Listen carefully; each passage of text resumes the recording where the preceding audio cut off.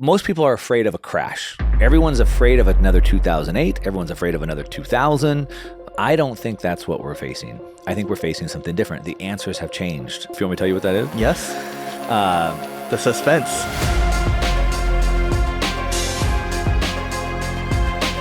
So right now, what I'm seeing is everybody's deathly afraid that we're going to have a housing crash and a banking collapse.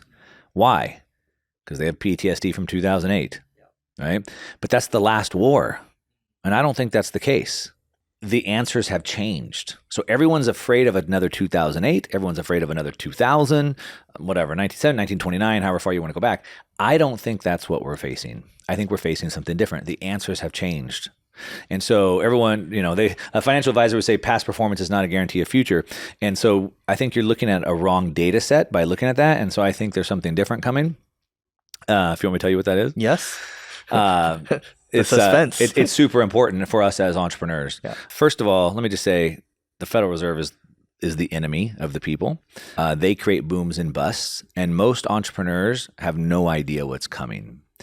And what do I mean by that? The Federal Reserve loosens monetary policy and creates a boom. And now you're a dry cleaner, you're a restaurant, you're a landscaper, and you can't keep up with business. So your landscaping business is opening new locations, and you're buying new trucks, and you're hiring new people. You're a home builder, whatever you are, right? And you're trying to keep up with demand, and then just for whatever reason, the Fed just turns the faucet off, and then everything crashes. Mm-hmm. But you just hired all these people and just took on all this debt to expand, and now you're out of business. And then the Fed says, "Oh, well, let's turn it back on," and then it booms again, and all these businesses, they just don't understand this cycle. And so it's a big deal. But anyway, here's what I think is happening. You have to understand, most people are afraid of a crash, a market crash, a recession, whatever. But what does that mean? Or more importantly, from like marketing speak, what would the outcome of that be? What does a crash look like? Well, a crash would be, let's say if my asset prices crash in half, my retirement gets cut in half, I lose my job, I get a lower paying job. Basically, the crash is my standard of living has gone down. Correct. Right? That's the outcome. I can no longer afford all the things I was affording before. That's the outcome. That's a crash. Okay. Well, there's two ways to get there. And this is what most people don't understand. There's what most people are worried about is a deflationary crash. They think asset prices are going to crash, back to the example, recession, my job, etc. I believe what we're facing is an inflationary crash, a reverse crash. And what that means is that instead of everything going down, everything goes up. Home prices go up another 50%. Gas goes up another 50%. Steak, milk, eggs go up another 50%. My pay doesn't. The outcome is the same. I still can't afford the same standard of living I was before. The difference is it's because prices went up. So we just look at the last 3 years. From 2020 to 2023, home prices on average went up about 50% in 3 years. Gas went up 50%. The stock market, S&P 500, is up 65%. But all these assets went up, but the pay didn't go up at that same rate. So people today are struggling because of a crash, but an inflationary crash. And so what I think, while everyone's afraid of this deflationary crash coming, I see more inflationary crash ahead. And that's because of the situation that the Federal Reserve and the government is in. So we have the government, which the U.S. Treasury runs the bank account, the balance sheet for the government. And then you have the Federal Reserve, which runs the monetary policy. So we have monetary policy, which is like the banking policy. And then the Treasury sets fiscal policy. This is like the budget for the United States, right? What's happening is we had a lot of inflation because they printed way too much money. But price is the equilibrium of supply and demand. So when you print more money and you don't increase the goods and services, the price goes up. Then on top of it, because you shut the whole world down, you lower supply. Supply chains broke down, et cetera. So now we've increased demand and lowered supply at the same time. What do you think is going to happen, right?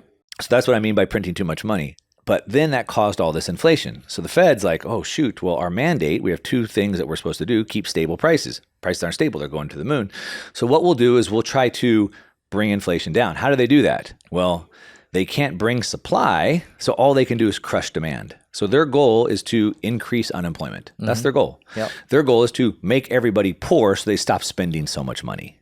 And so they've raised rates really high, so we don't have as much money being created through debt. People feel broke, people are uncertain, so they spend less money. And that's worked, but the problem is it's the government that's the one spending all the money. So from pre-pandemic 2019 to today, the federal government has increased their spending by 50%, and they won't stop. And it's gotten so bad that the government, the Treasury, needs money, debt. We have about a $2 trillion deficit. They're adding about $1 trillion of debt every 90 days. It took from the founding of the United States till 1983, I believe, to get to 1 trillion. And now we're adding that every 90 days. So in order for the government, the Treasury, to get that money, they have to issue debt. They issue bonds. So then we have these bond auctions where people buy the debt. The last bond auction we had a couple weeks ago, the 30 years, so we have them from months, 5, 10, up to 30 years. The 30-year, we have massive dysfunction. There weren't enough buyers to buy the debt. So then supply demand, they had to offer more yield to get people to buy. So it's called a tail when that yield changes. And it was one of the most dramatic yields we've seen in over 5 decades. It is not a good deal. Moody's downgraded the U.S. credit again. Yep. I mean, it's a really big deal. And so what does that mean to us? Let me tell you what it means. So what it means is that the Fed has been trying to tighten the market by selling their treasuries and keep rates high. But they can't sell treasuries into a market where there's already too much supply. They can't sell. So they're going to have to pivot. And then no one's buying the amount of debt the Treasury needs to sell, so the Fed's going to have to come in and buy it. It's the only way. The Fed, it can try to stay strong to try to protect the dollar, but there ain't no dollar if the U.S. collapses, right? And so this year, we'll see the Fed pivot off of that thing, go back into an easing environment. They're going to have to continue to buy the Treasury debt. The Treasury will continue to spend the money, and we're going to have massive inflation. And we're not just going to see it. We have to have it. You have the debt to GDP ratio, so the amount of debt that we have to the amount of gross domestic product. And that's a ratio. So right now, we're over 125%. No nation has ever come back from that level before. Now, so we need to figure that out. So there's 2 ways we can do that. We can bring the debt down, or we can bring the GDP up. Now, one way, like Vivek Ramaswamy, he's running for president. He says, I'm going to pull back the bureaucracy. I'm going to pull back the red tape. I'm going to unleash the entrepreneur, and we're going to grow out of this. Maybe. It's optimistic. If you shut the government down, maybe we could grow out of it. But realistically, we won't. But if we have double-digit inflation for 3 or 4 years, then the GDP goes up because of inflation. If I sell 10 iPhones for $1,000, I made, $1,000, $10,000. If I sell 10 iPhones for $2,000, I've made $20,000. So the GDP goes up, but I haven't sold any more units. So by inflation, they bring the GDP up, and naturally the debt to GDP ratio re-equalizes. So it's not just that we will have it, we have to have it. They need it. And as a matter of fact, the IMF, International Monetary Fund, which is the central bank above central banks, wrote a white paper in 2015, called it the liquidation of government debt. In the white paper, they explain it. It's called financial repression. The U.S. already did this in the 40s. You have very high inflation and very low bond yields. You force pensioners, you force mutual funds, you force 401ks, you force banks to buy the bonds at very low yields, and you run inflation hot, and you steal the difference. So in my opinion, this is what's coming. Even when inflation was 9% last year, I said this will be the lowest inflation we'll see for the rest of the decade. Like, inflation is going to run hot. Now, that's just on the U.S. side. Now you add in the wars, the supply chain, the world is starting to break apart. So we've been in sort of this anomaly for the last 50 years. Since World War II to today, the world has seen this era of peace. That's an anomaly through history. And we had this rise of globalization, but now that's falling apart. Russia's doing their thing, China's doing their thing. Supply chains will continue to be onshored, and that will bring prices back up. So we have massive inflation ahead of us. And so what does that mean? That means an inflationary crash, not a deflationary crash. And so we're going to see, I don't know what's going to happen to real estate in the next 6 or 9 months. People screaming from the rooftop it's going to crash. I think they're wrong. But I don't know in the next 6 to 9 months. I'm pretty sure in 3 years from now, home prices will be up 50% more. Gas will be up 50%.